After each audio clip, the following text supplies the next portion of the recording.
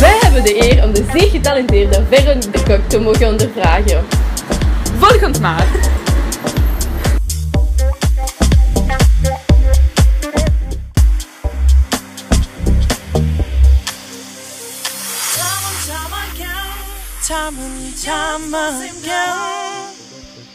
Om te beginnen, waar zitten wij eigenlijk nu? Kunt u ons een beetje meer achtergrond geven? Ja.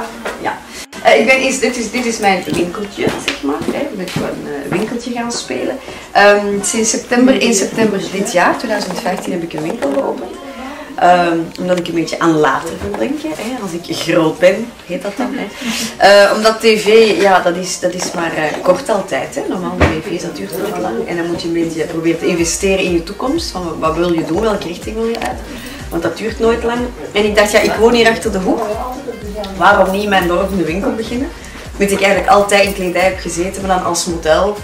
Dus nu van de andere kant een beetje het aan de man brengen. En waarom heb je het 1995 genoemd? Ik vond dat heel moeilijk om de naam te vinden voor de winkel. Het is heel veel richtingen uitgegaan. Ik wist ook niet waar moet je zoeken, wat moet je doen. En dan wilde ik de naam van mijn kinderen, maar ik heb dan 2 zonen. Welke naam nemen we dan? Dat is zo moeilijk. Dan wou ik een datum of een jaartal. Ja, je hebt dan 2 kinderen, welk jaar neemt je dan? Ik zei oké, ik ga niks met de kinderen doen. En dan, wat was voor mij een belangrijk jaar? Dat was dan 1995. Toen ik Miss België begon. En dat was eigenlijk de start van alles. Dus ik denk van ja, waarom niet? Dus 1995, by Veron de Kok. Oké, dus we wilden weten als het was u dat zelf het initiatief nam om Miss België te worden, of was het iemand anders dat u? Ja, nee. 20 jaar geleden was ik nog een snotneus die naar school ging en ik dacht niet echt na over missen en tv en al die dingen. Nee, totaal niet. Maar ik deed al mannekijnwerk voordien. En mijn moeder had dan zo'n paar mannekijnverkiezingen die ik dan won. En dacht van ja, dat is precies wel gemakkelijk en plezant zo die verkiezingen. Waarom niet Miss België? Maar ik vond dat nogal hoog gegrepen toen. Ik dacht ja, Miss België, dat is way out of my league. En het dan toch meegedaan. Maar nooit, echt nooit het idee van, oh, ik kan dat hier winnen. En als je dat dan wint, dat is zo van, wow, surprise. En ja, ik ging dan nog naar school, dus dat was een groter contrast kon het niet zijn. Ja. En hebt u ook aan andere wedstrijden meegedaan? Ja, ik heb Mannekijn 93 meegedaan, ik heb Topmodel 94 meegedaan, Miss Mannekijn 94 en dan Miss België 95. Bent u nog steeds bezig met uw modellencarrière? Of bent u ermee gestopt? Ik ben mee bezig. Ik heb wel mijn vaste klanten nu al van 20 jaar en die blijven wel. En dan, zolang dat dit mee kan, blijf ik dat doen. Maar allee, ik ben bijna 40, dus ik ga nu niet lingerie dingetje, dat is gedaan. Op welke leeftijd begon u ermee? Als modellenwerk was ik 15. Wauw, oké. Dat is ons 2 jaar geleden. Dus. Ja, maar ook eigenlijk heel stom, ook weer hier in de buurt. Een vriendin, we zaten altijd op de manege en er was de klant die daar ook paarden had staan. Die had een groothandel van kledij en die wou er een stok vanaf, denk ik. En ze hadden een opverkoop. En die hadden alle meisjes toen van de manege, waaronder ik en mijn vriendinnetje dan. Zeg, doe maar mee, show dat wat in de manege, in de cafetaria en dan kunnen de mensen dat kopen. Ja, giechel, 2 stomme trinnetjes zo, nooit geschminkt, nooit op hakken gelopen. Echt zo very boyish, zo met de paarden van die kledij. En iedereen kwam toen naar mijn ouders van, zeg Veron, ik moet dat doen en is dat kan dat? En oké. En dan ineens die dingen gewoon gewonnen en je tuimelt daarin en dat is een sneeuwbaleffect en je rolt verder en verder en uiteindelijk, ja, stopt dat eigenlijk niet meer. Ongelooflijk. Ja. Okay. En zo te zien bent u ook een presentatrice? In welke programma's? Ja, en wel, na Miss België 6 maanden, 7 maanden ben ik dan bij K2 begonnen. Dat is kanaal 2, wat nu To Be is op tv, dat is de tweede zender VTM.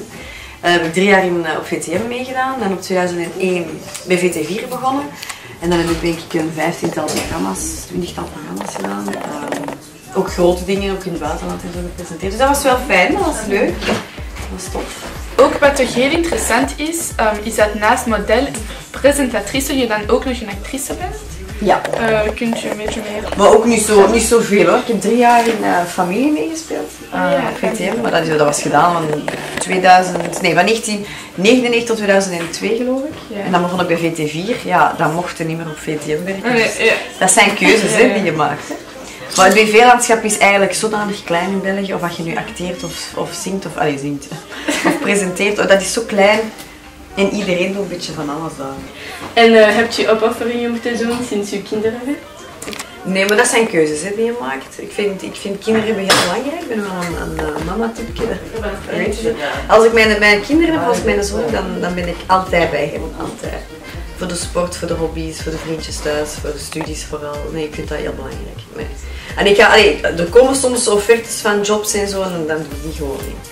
Top mama. Ja, ik probeer. Oké. Spijtig genoeg moet er een einde komen aan het interview. Ja, dat was leuk. Ik hoop dat je wat wijzer bent geworden. We hebben toch een laatste vraagje voor u. Ja. Dus als je nog iets kon veranderen aan je carrière, zou je dat doen? Nee. En wat dan? Niets? Niks.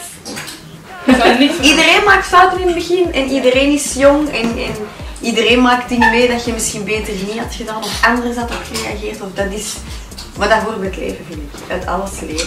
Ja, dat is een goede leerschool. Ja. Ik zou het helemaal terug doen nu. Nee, tuurlijk niet. Alles was leuk. Oh, wow. Oké. Voilà. Super. Dankjewel.